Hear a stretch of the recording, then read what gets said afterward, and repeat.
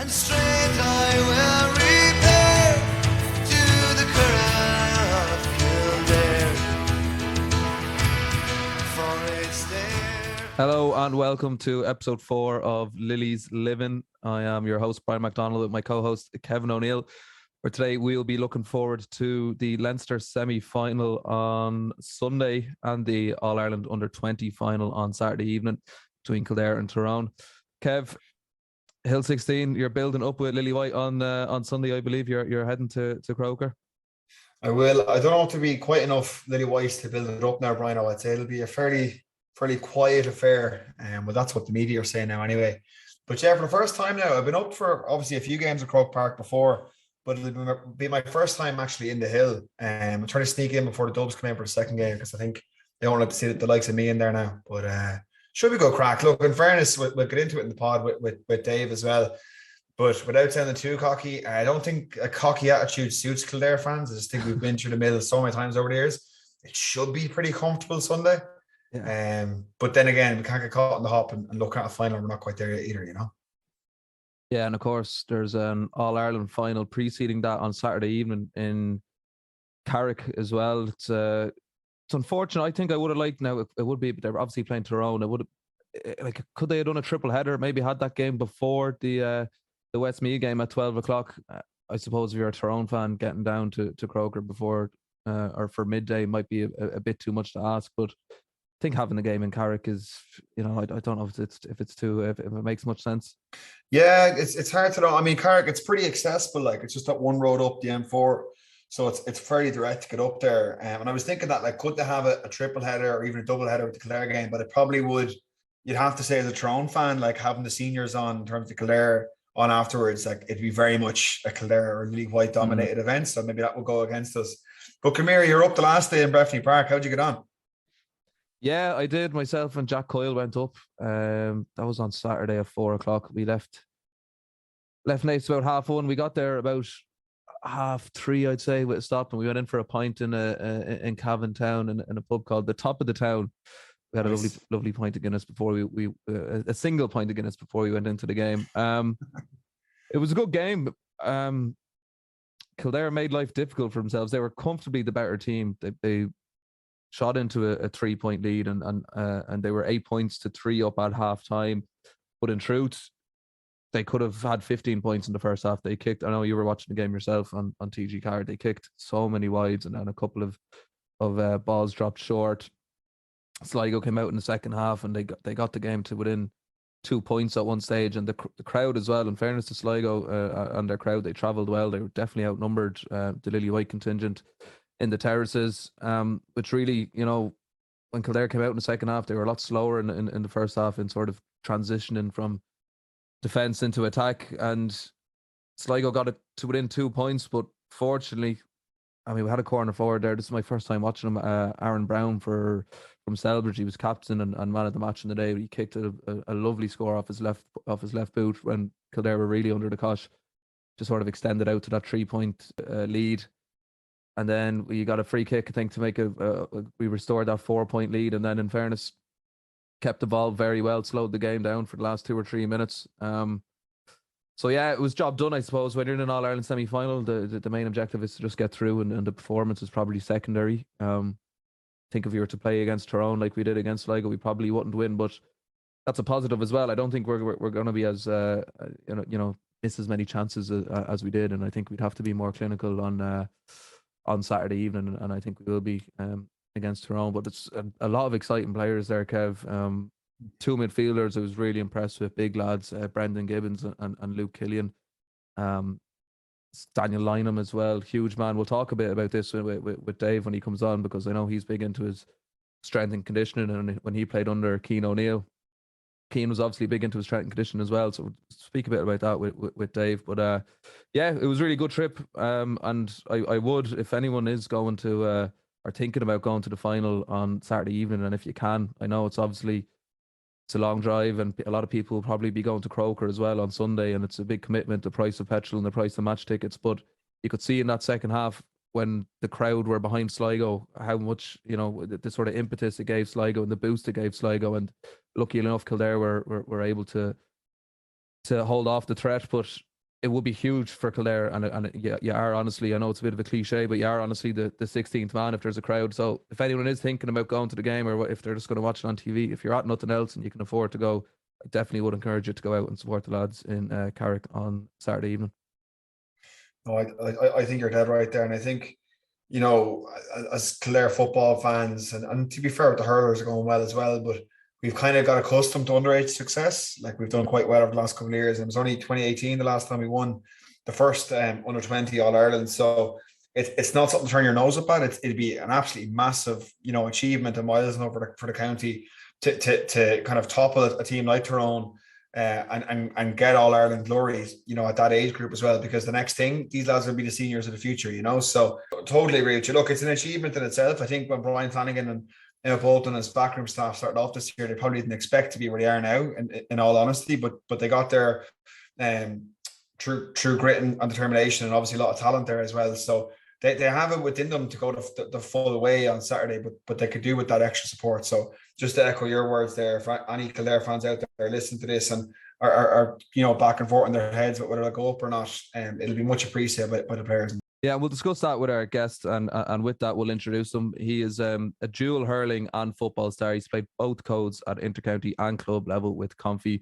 He was a mainstay during the Keane O'Neill era. It is David Slattery. Ball inside. Oh, that's good pace shown here by David Slattery.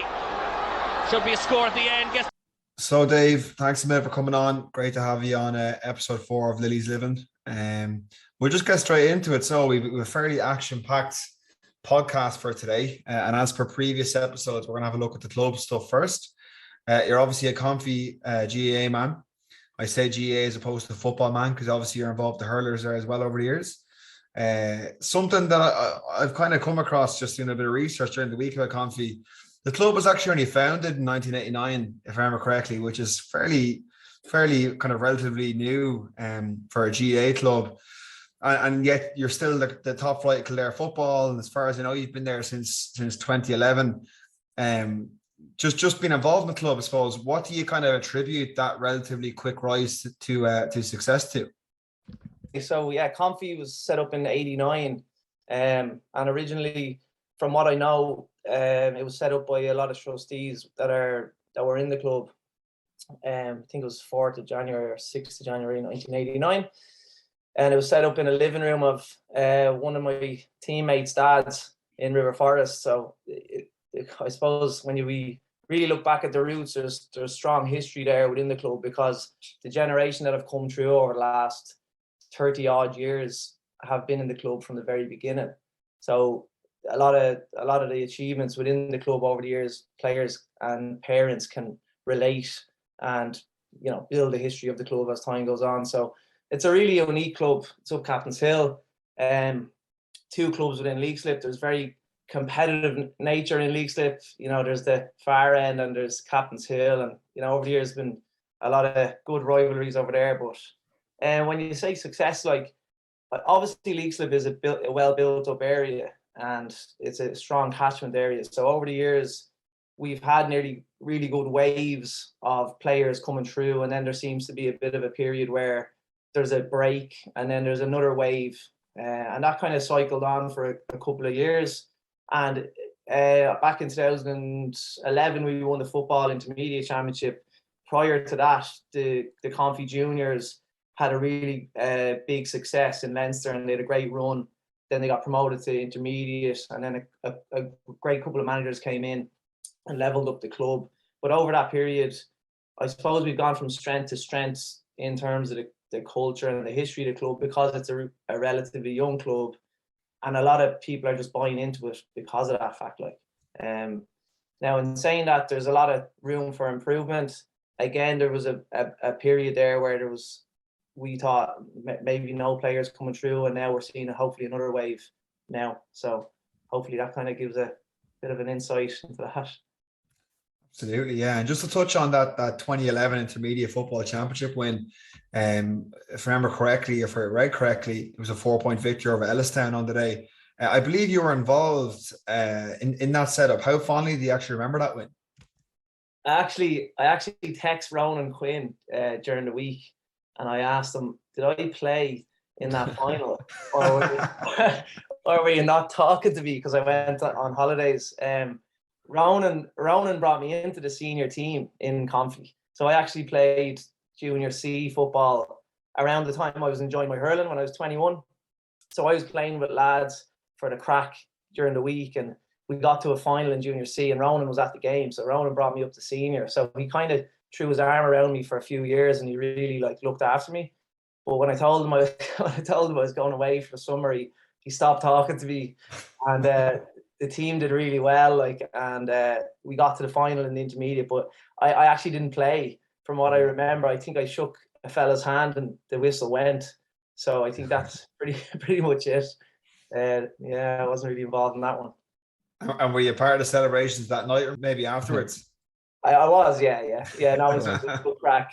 I had a team, like, look, the lads are brilliant, you know, and every GA team will tell you, like, it's going there on the Tuesday and the Thursday, the structure and the routine of actually being part of a culture or of a team. The enjoyment of it all is what kind of ticks the box and gets you to play the weekends. Like, so when you win something, if ever you win something, like, that's the best part of the whole thing, is to have a few drinks with the lads and have a bit of crack and celebrate and reset then and go at something else then. So you mentioned the hurling there as well, and you also mentioned the healthy rivalry between the other leagues, the club obviously in the town.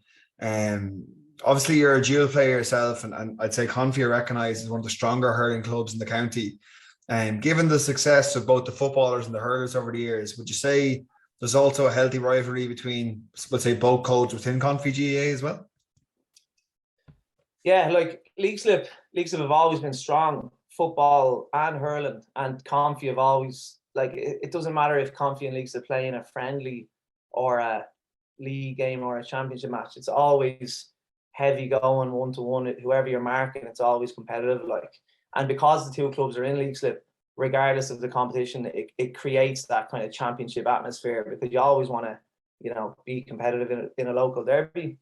When it comes to the dual teams, it's hard to explain the different dynamics within the teams, and there's obviously a couple of dual players that play both, but like hurling is such a different game than Gaelic, and it's only when you play the two and you see the difference in the two, you can really understand the physical and mental demands on the players when you actually play both sports. It's only like if you played GAA football, you'd always see the hurlers and you'd say hello, but when you actually play both, there's kind of a mutual respect between the dual players, because you know the work that has to go in, the schedules, the demands, in terms of under recovery midweek. If there's training on a Monday, football's Tuesday, is there a break Wednesday, or is it hurling Wednesday, football Thursday, break Friday, game Saturday and Sunday, or what is the schedule? And sometimes you don't know if management are actually communicating with each other to see if the dual players, now thankfully they were, and everything's great in that regard. But, you know, for the dual sports within the club, there's no real competitiveness within the club who's playing both sports. It's more of a, whoever wants to opt into dual, they'll be looked after in terms of the training protocols, and it has to be that way. Otherwise, lads will actually probably be out for both sports due to injuries or knocks they pick up for games and trainings, you know. Yeah, 100%. If we can even just move on to the county stuff, then we'll keep it on the theme of the dual status and that you're involved with yourself. Obviously, given your success with both the footballers and hurlers, it's no surprise that you went on to represent Kildare at senior level in both codes. And you retired from the footballers in 2020 and were quickly snapped up by the hurlers then. Can I ask, just even personally, which sport do you prefer playing, or does it depend by the day of the week or the kind of mood you're in? You know, honestly now, right? So I'd be known for like hard work and speed, and like, let's be honest, I understand that they're my strengths, and I've never really tried to be kicking frees or like kicking 45s, because I know it's not really in my locker. Like, so when I played football over the years, from Ronan Quinn bringing me up in the club, all I did was use sport as a crutch, like, because I needed sport during that time. Like a lot of my mates went traveling, they went abroad during the recession. I used Gaelic as like my kind of release or escape during the week. So Tuesdays, Thursdays, Saturdays became my kind of religion, like my routine, my structure. And without it, I would have been lost, you know? So over the years, all I focused on was fitness, like having a bit of crack with the lads at training, really trying my best to be a positive influence on the team. And they were my strengths. So I knew that. So it wasn't like I was trying to be a different type of player or, you know, bringing other stuff to the table. So when I actually got a chance in 2014, Jason Ryan brought me in for trials and I didn't make the squad. I got released, which was pretty devastating. But at the same time, I knew I had a lot of work to do. At least I got to taste it. And then in 16, in between, Davy Burke was managing Confi, played under Davy after Ronan Quinn era, like got up and running there. Davy was brilliant, brought me up on another level. And then when Cian O'Neill brought me in, I knew like work rate and speed was kind of my thing. So I always just focused on that. And I got a good crack at it. And I'm happy with how it went and relieved with how it went. But when Jack O'Connor came in, look, I had a good run and I knew it was probably coming. And I got a call in September and he rang me from Kerry and he said, look, you know, the team's moving on, the tactics are changing, and politely kind of said to me, you know, you're not really at the races here. So I was like, Jack, thanks a million. That's kind of all I need to know, really. So he kind of indirectly, politely asked me to step away, which was fine. And actually, David Herity, because I played hurling championship down with Confi, but I had trained all year thinking I was going back to Kildare during COVID. So I actually got myself in really good shape. I was in a really good place. And then I was expecting to get back into the footballer. So I was thinking, you know, I might actually be good this year or step it up from last year. And then when Herity rang me, I was like, well, I've trained all year. I feel good hurling. And it was actually when I went back to Hogfield after training, I was queuing up for food. And Jack was in front of me. And he looked around and I think he thought he saw a ghost. He goes, David, how are you? I was like, good, how are you? And he goes, are you going to go to hurling? I was like, well, I think I'm obviously better at hurling than football. So I was it was funny, but no love lost there. And that was the story there. So I want to touch on the hurling for a second, because Kildare flying in the Christy Ring Cup this season. They've 4 wins from 4. They've qualified for the final. They're a bit of a yo-yo county, I think, in recent years, sort of going between the 2 tiers, the Joe McDonagh and the Christy Ring. I think the last time we were in the Joe McDonagh, you were in the squad. In the group stages, we lost to Carlow after extra time, and then Westmeath, who went on to win the cup, bet us by 1 point, I think it was. Can you give us a quick overview on that campaign and how close those 2 games were? Yeah, like it was really close. Like we were in a really good place after winning the Christy Ring. Dave and Decky and the lads did a terrific job. Like as soon as I went in from football to hurling, that transition, like I was really rusty. Like I hadn't really played into county hurling at that level, so it was a really daunting kind of time for me.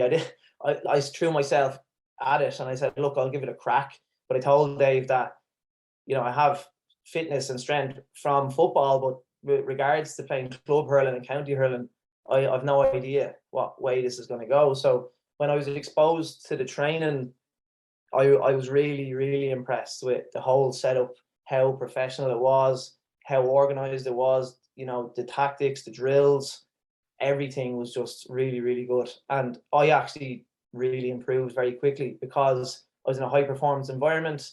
I really enjoyed the atmosphere. I was playing a different sport, so there was kind of a new buzz.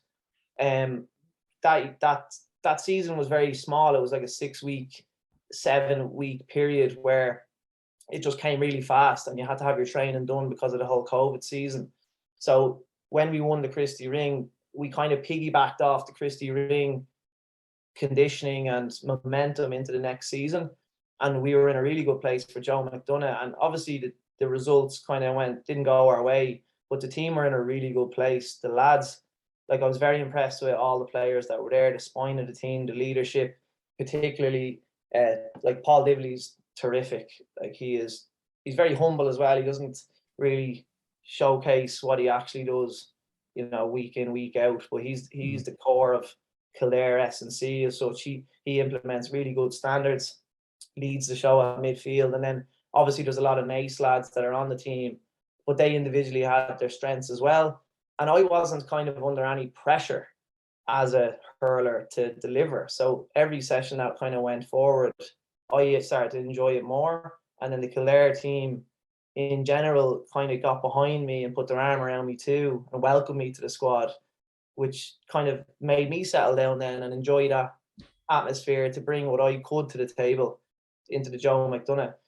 But like, it was a game of inches there. You know, the Westmeath game, we had a chance to win that game in the last minute, and then the free didn't go the way, and then all of a sudden they knocked one over, and things could have been a little bit different. But at the end of the day, Kildare hurling was in a super place, like super place, and still is. Like, you know, obviously Nace last year, and what they've achieved, and hurling in the county, from what I know, is on the up. Obviously, there's a David versus Goliath kind of situation at the moment with Nace really dominating. But I mean, it's similar to the Dublin and Leinster situation. It's up to the other teams to kind of catch them and bring the standard up. It was fine margins, that Joe McDonagh campaign, and I read on, like, the heads haven't dropped anyway. I read a tweet here, GAA stats had it up the other day, that Kildare have now scored, for this campaign, Kildare have now scored 152 points in just 4 hurling championship matches.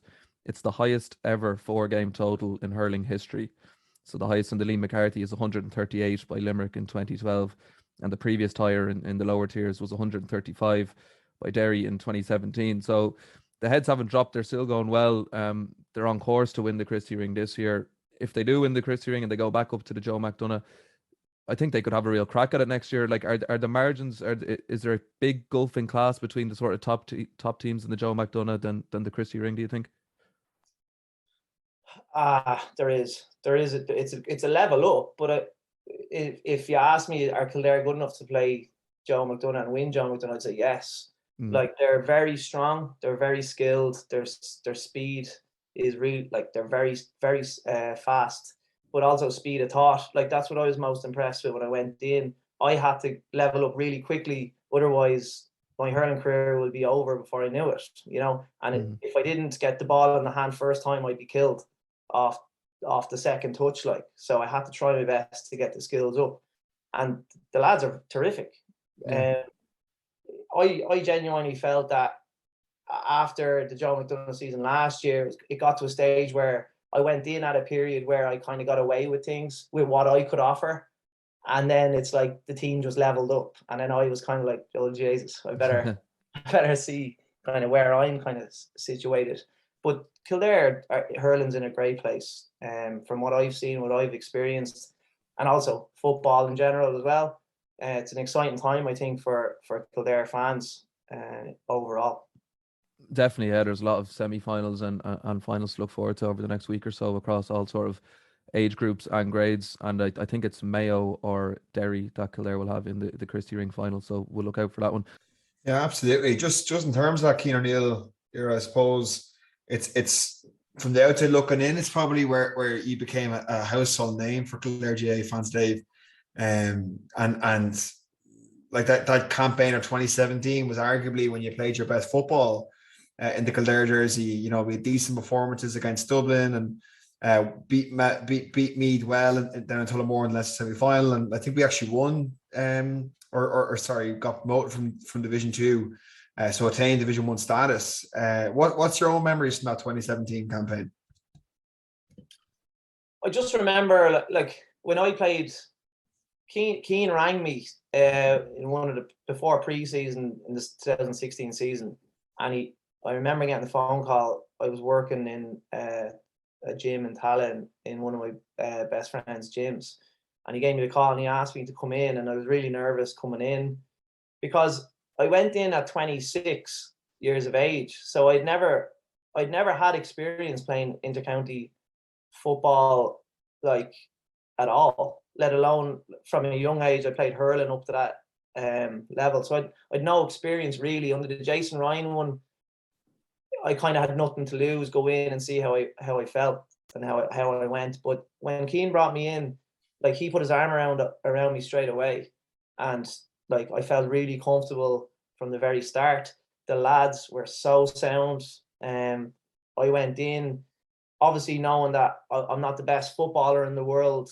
Like I'm probably not ambidextrous kicking off both feet. Like I said, kicking frees, practicing before training, but I can offer a lot of other stuff. I can bring other stuff to the table, like, you know, positivity, bring culture to the group, offer my strengths in training and bring the squad up. So at the start coming in, I didn't really put pressure on myself to deliver or to start as such. It was more to really get settled into the squad as an older kind of player coming into a senior setup and figure it out as I went. Like, so Keane to me was just top notch, and I always speak highly of Keane. Like, he's absolutely obsessed with GAA, like, and he over delivers the scientific side of things. And in many cases, you could be a different type of learner. There's accountants and there's you know, labourers that are up at 6. There's college students, and we're all trying to listen to how Keane is showcasing what he thinks, and he comes across brilliantly in all aspects. He has one-to-ones with the players, makes them feel comfortable, and for me, I've nothing but great things to say about Keane and my experience, because I was just a raw kind of person coming in, and he just kind of polished me as time went on. And Ronan Sweeney was in there, and Murphy, Neil Welch, surrounded by really good people. Like, so, you know, for me, it was just a constant way of just improving myself from the leaders that were around me, and then obviously players that were there who helped me too, like Owen Doyle, Kev Feely, Mick O'Grady, Paddy Brophy's, and all those types of lads that were really helping me with small nuggets of knowledge as time went on, you know.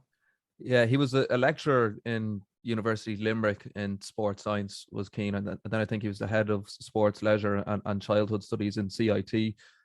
Was he a manager in terms of like approach, like a manager that you've never really seen before? And specifically, you did kind of touch upon it there, the sports science element of it, and like, would he have you on strict dietary regimes and strength and conditioning regimes that you hadn't really seen before in Gaelic football? Look, like, I actually texted him the other day after Galway beat Mayo. I said, "Nice beard," and he just texted me back saying, "How's things?" You know, trying to catch up. But like, I've been very lucky with the managers I've had, and really, I should never have played intercounty football.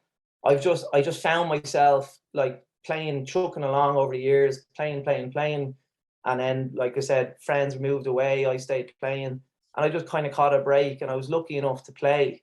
And one of my biggest goals in life was to play in Croke Park. You know, I ended up playing a Leinster final thanks to Keane.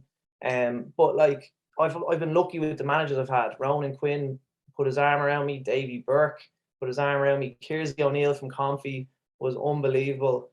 And then it moved into, like, you know, intercounty side of things. Keane put his arm around me, like, and all the management team. So I kind of constantly got mentored all the time. And then you had sports psychologists that were there, Tony Griffin, Mick Fennelly, you know, all these types of people that are constantly just giving you 1 or 2 lines a week in terms of like small little nuggets. You're doing great.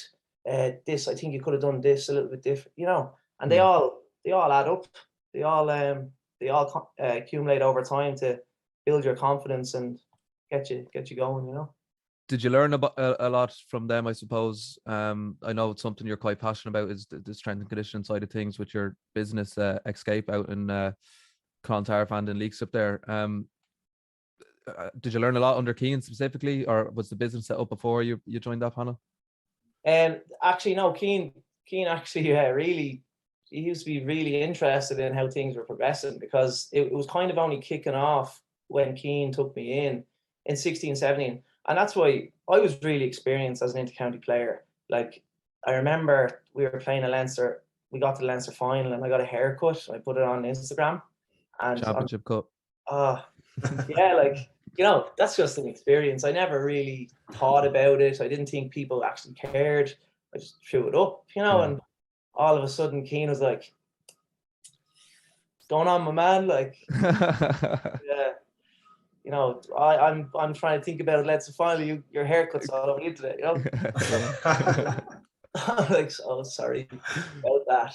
And then like kind of it looked bad. It looked kind of like I was not part of the culture or I was a bad egg, but there was nothing in it. I didn't mean it like that, you know. And I was learning the whole way. And then I remember I had to just be very careful what I put up online in case it didn't, like, in case it negatively influenced the squad, or I had to be very careful. So I changed my tune. I learned as time went on. I had to kind of renegotiate my systems. But to be fair, like, you know, when you learn quickly, and if you don't fail, you won't learn. And I made some stupid decisions over that time, like in terms of what I was doing in my personal life, trying to build a business. You know, you put stuff out there, it doesn't really work. You learn, you move forward. Same in county, you try your best. In training, some things work, some things don't. You get humbled very quickly. Like, you land flat on your back and you get pasted in a tackle. So it's one of them situations where in 16, 17, Keane was always there. Business, personally, professionally, sport. What could I do better? What did I do very well? One-to-ones. He was always there, and the lads knew that as well. And without him, I wouldn't have played. So I can always thank him. And I remember just before the Leinster final, he actually called me aside before training in Connaughton Park, and I went to training early, tried to get down there early and do prehab and stuff, rather than kick a freeze or anything.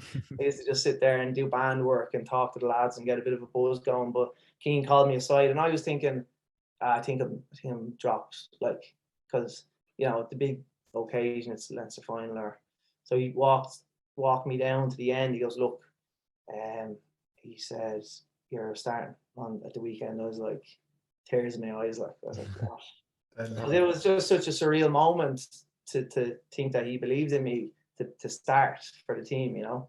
Just such a strange feeling. But I'm going to talk to Keane forever. And I hope he'll watch this. And if he is, I'll hear it again. I'm sure he is. Just another from my side before we move on to maybe speaking of the current Kildare team and the Leinster preview ahead. But you touched on your own playing style, and it's funny you said from your side that you think your pace and your work rate was potentially two of your biggest assets as a player. It's something I kind of identified coming into this podcast, Dave. Is that something, let's say the pace and the work right now, is that something that came naturally to you? Like, had you always got that work ethic, or is it something you also learned and kind of worked on over time? I remember, like, when I was in school, we used to play, like, you know, Bulldog and all these games as a child. And I used to love being in our uniform and just running as fast as you can, and then, like, stopping, and then you're not out, you pretend you're not out of breath. You know, me and the lads in the schoolyard used to love all these silly little games, but we were really doing high intensity speed in the yard with your uniform on, you know. And when we used to get out for PE, we used to just do the same thing, get out playing. And I suppose it just developed, like, a love for running, well, I actually don't really like running long distance or anything like that, but a love for activity outside of what you're supposed to do, like school or work or whatever. So playing sport, I was always a fast kid with bad skills, and that was who I was. So I knew that from an early age. And like, as I played football throughout 15, 16, 17, minor, it was the same for me. I was fast, give the ball off to the shooter and he'll knock it over, you know.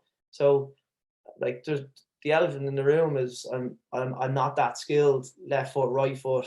However, I offer a lot of good work around the shooters or people that are getting on the ball. So I'm totally fine with it too, you know. And did you bring, like, your S&C, obviously, interest? I mean, you do that as your main profession now. Like, would you have been doing a lot of stuff behind the scenes, you know, maybe potentially more so than the average, let's say, inter-county player during the height of your career? Depends. Like, as the years have went on, I started to really learn about, like, you know, central nervous system or under recovery, overtraining. And I suppose when I worked day to day in the gym, I used to always try and do a little bit here and there. So like in between clients, I might do a few dumbbell rows or chest presses or dead bugs or so any type of exercise that I could probably get in between.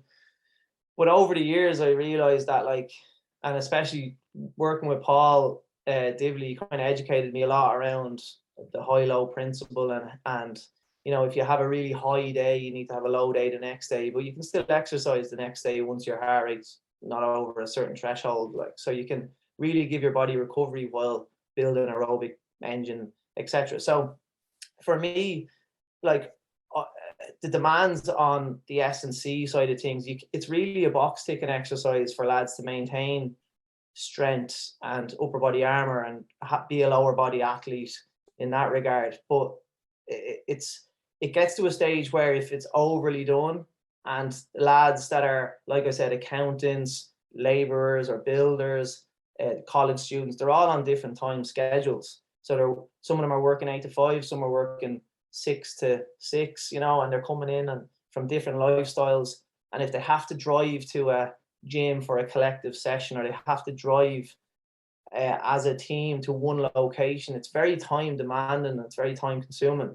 So like I would be really kind of a fan of a really well balanced structure to a point where you do a lot of the work in the pre-season to build a foundation, and then as the season progresses, you're taking a lot of the players' time into consideration.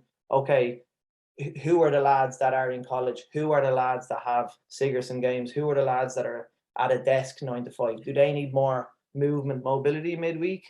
Who are the lads that need strength? You know, and that's the level it's going. It's going into a really in-depth look at S&C now at an intercounty level. And as the years have gone on, like it's just gone level on level and level and level, and it's turning into a really like a semi-professional sport in that regard, in terms of time that the athletes have to commit to intercounty to get their bodies to a point where they will be able to compete at that level, you know.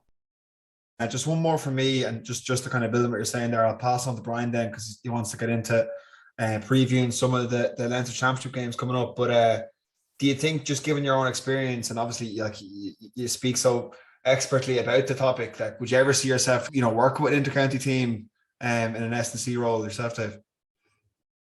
To be honest, I've no idea.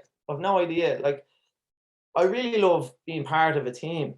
I really struggle on my own. Like I've always, it's not that I'm obsessed with the gym or I'm obsessed with like lifting weights. I actually really I don't really enjoy it that much, to be honest. But I know that it's good for your body, it's good for your mind, it's great to lift with friends. It's kind of like an ice cream in isolation is bad for your health, but an ice cream with your parents is great. You know, it's kind of like I love being part of a group where you create a bit of a buzz and work hard together and celebrate together.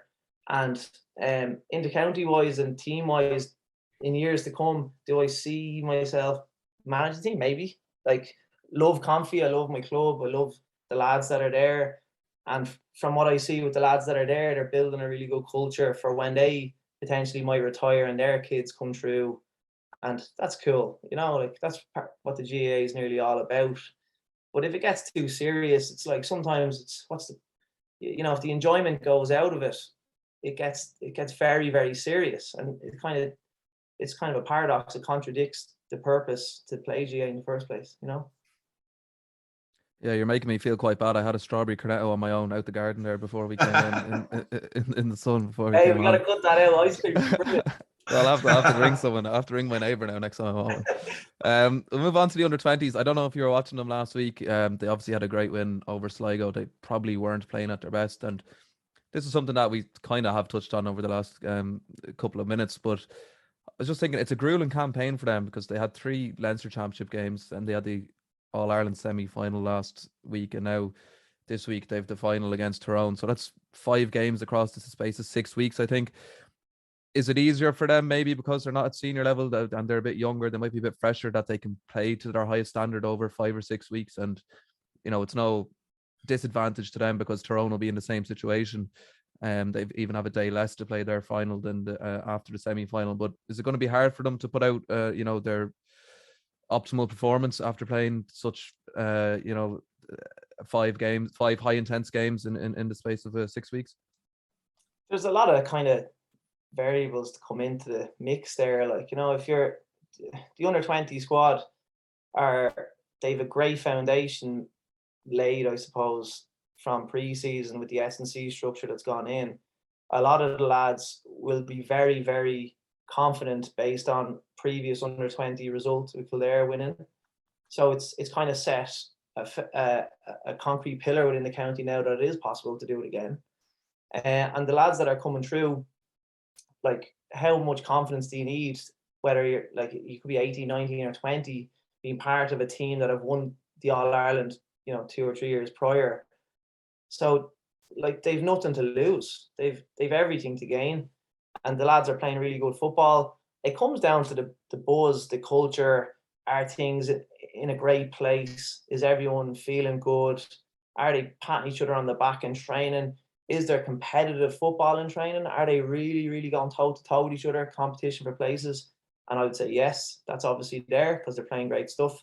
So, I mean, what more do you want? Only for it to happen on the day. It's one of those situations, if you overthink it, you can blame everything under the sun, but it has to just happen on the day, and lads just need to go out and play off the cuff and play their football.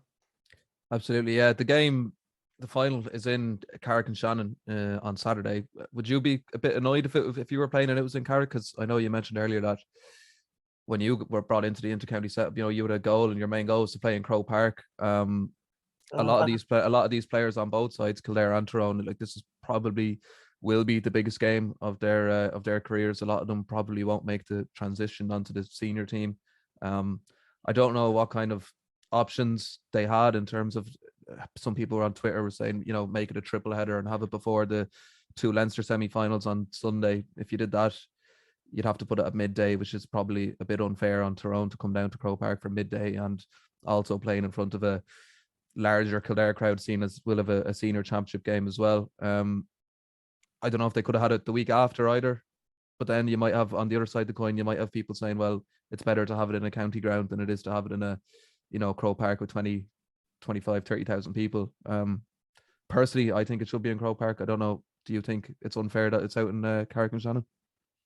I was actually laughing at the start because sometimes, I remember when I was playing, sometimes we were told just avoid the noise. If you go into the shop for a sliced pan or a chocolate milk, you've every neighbour under the sun stopping you for an interview, asking you about your thoughts for the weekend. And I swear, sometimes I didn't actually know who we were playing or where we were playing. Like, that is genuine. Like, it was, say for instance, it was a Monday and the game was the weekend. I'd be thinking of training on Tuesday, and if I get through training on Tuesday, training's on Thursday. And for a lot of the lads, it doesn't matter where you play. But obviously, Croke Park's a huge venue, and wouldn't it be great to play there? But if they're not playing there, just focus on the game. Concentrate on getting through training injury free, doing your best during the week, eat well, sleep well, train hard, and take it one day at a time. And then if it gets to the game and you're prepared well, it doesn't matter. Yeah.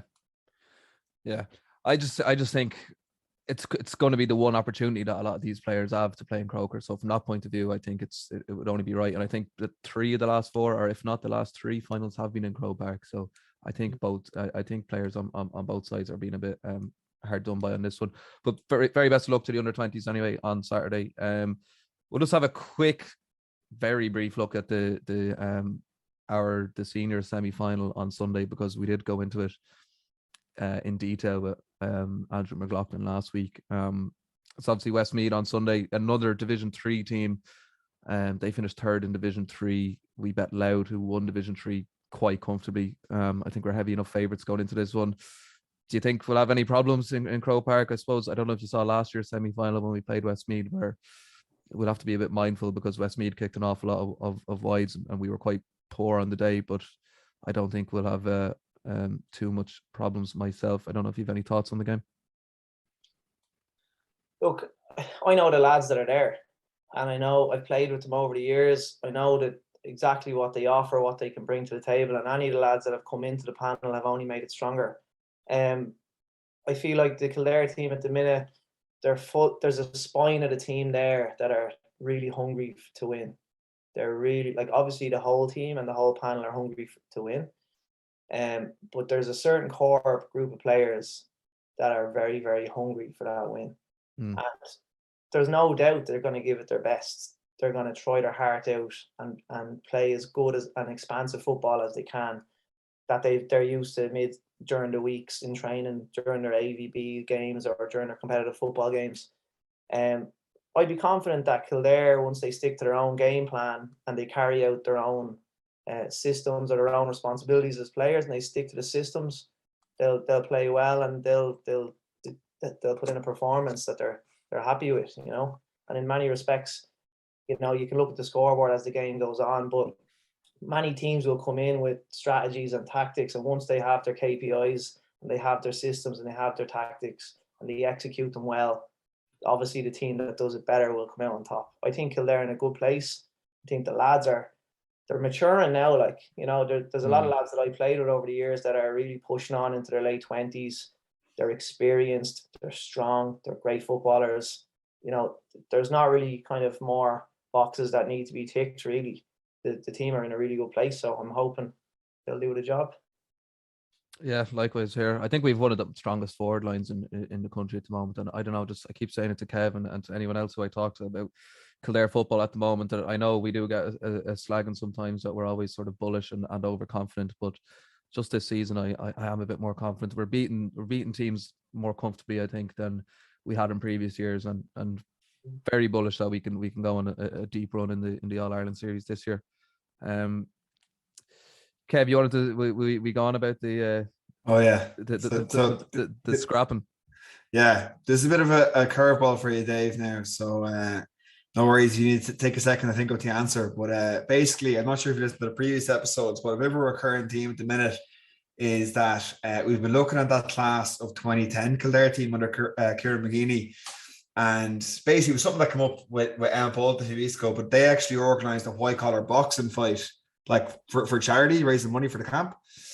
And we're looking at it now, and we're just trying to decide, like, from the outside looking in, who'd come out as champion if let's say, the starting 15 from, well, take for example, that down semi-final 2010, starting 15, and maybe add Ronan Sweeney, because he was such a prevalent figure in that team as well. If they're all to go at it, have like a round of 16, quarterfinal, semi-final, final, and just, you know, you might have a better insight, but is there anyone that you'd identify as potentially the white collar boxing champion of that era of Kildare football? Oh God, I knew there'd be some kind of curveball. When I was playing in 2016-17 season, Keane obviously, I think it was deliberate. He just made Emmett Bolton man mark me in training, and he beat the shit out of me every single session. And we actually played Eadstown 2 weeks ago, and the same thing. You know, he was beating me up again, you know, a couple of years on. You know, he was someone who I just deeply respected. When I came in, he was a bit of a god. Like, I remember years prior, I was at a networking event and he was at it, and I was looking at him like he was a god, you know. And when I went in with Kildare in 2014, I didn't make the squad. I texted him looking for feedback, and he sent me the biggest message with feedback. You know, he had the time to send that to me, but then when the ball is thrown in, he is just so vicious, like, you know. So I'd say Emmett Bolton. Ronan Sweeney is a fairly dirty as well, like. And he knows too. So yeah, they're the answers there. You were playing Emma last week or a couple of weeks ago in the league. Andrew McLaughlin said he's putting on a few pounds. Can you give us your observations? I disagree. I think McLaughlin was just doing a bit of mountain.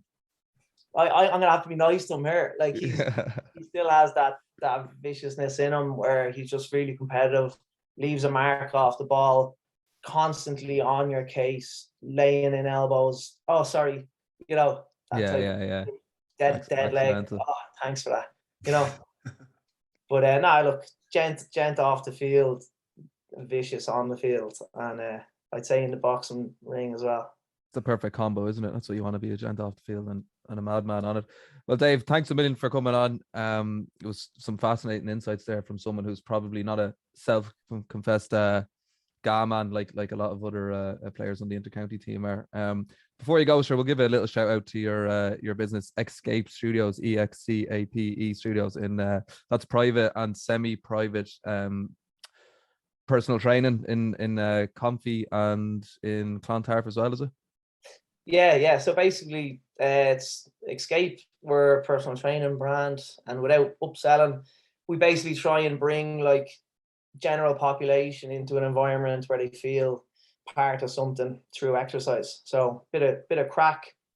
They do a bit of strength work, and they have a bit of a buzz, and they join a community full of people that, you know, they might be feeling a bit lost. So they join Escape, and they finally feel like they're part of a buzz or a community. So it's kind of really bringing the intercounty experience and day-to-day life experience into a service that can tick a lot of different boxes in terms of relieving stress and making people feel a little bit better about themselves. You know, we wouldn't be mad on body transformation pictures or anything like that. It's more the wheel of life side of things and giving people a little bit of a taste of what it feels like to feel really good in their own skin. So that's pretty much what we do. Yeah. So thanks for the shout out. Nice one. Yeah, no worries. If anyone has any interest in that, they can check us out on escape.ie and Escape on Facebook as well.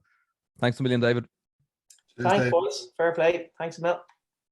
That's David Slattery trying to get through, and Slattery puts it over. That was Dave Slattery, and thanks to him for coming on. There's lots to look forward to this weekend, Kev, if you are a Lily White fan. The Camogie team are in action in the Leinster Intermediate Final against Meath. And then the Kildare Miners have their Leinster semi-final at Wednesday. That's at 7 o'clock in Conlitz. That's on the TG Caher YouTube channel as well. If you can't make it out to Conlitz, it is €10 in if you are going out to Conlitz. And then, of course, we have the Kildare ladies there in the Leinster final in Carlow against Wexford this weekend.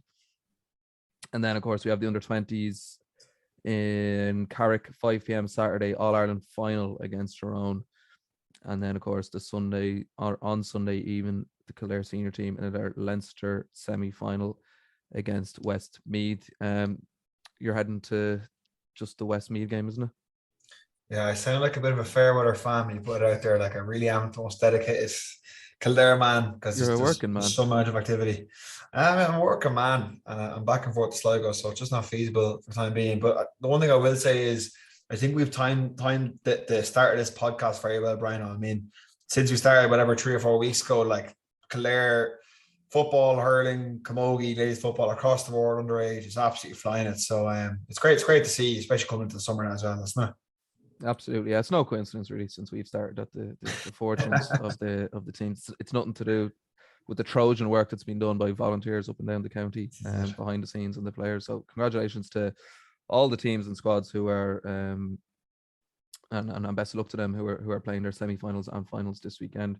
And look, even though you're just going to the Westmeath game, I know, like you are, as I said, you're like, it's very hard for you to travel around, and I know you are going to tune into the minor semi-final on the YouTube channel, and you're going to tune into the under-20s as well. So you'll be there in spirit watching. Anyway, it's similar for me. I'm working this weekend, so I'm going to struggle. I'm going to do my best to get to Carrick and to get to Croke Park, but it might not be feasible. Away from that, we had our first bit of abuse on our Twitter account during the week. It's a great milestone for a podcast, isn't it? I was actually delighted seeing it coming in, and I had to be one of the old dubs as well, didn't it? Dub Hill 16 Spy. So he said, looking forward to this. Good pod for the insights, but the usual bullish Lily pre-actual big matches. Where are we now on the chart, lads? And he's made this chart. I'm trying to. He has the 4 stages of the Kildare GAA boom to bust cycle. So at the start, we're moving up. He says, flying in both the O'Byrne and the Leinster. The Dubs, not what they were, lads bouncing off each other. Then at the top, we're at the pre-actual summer and business end of the season. KFM full tilt of Curve Kildare. John Doyle replica jerseys issued for Croker trip. And then we start moving down the bust. Pumped by the Dubs or Meath, ref blaming and turning on each other. And then the trough. Long winter, but the lads starting back at Halloween. anyone coming through for next year. Fair play to them for going through the effort. There was a very funny comment by one of our followers underneath saying, all that money in Dublin, and that's the best chart you could come up with. The graphics aren't the best.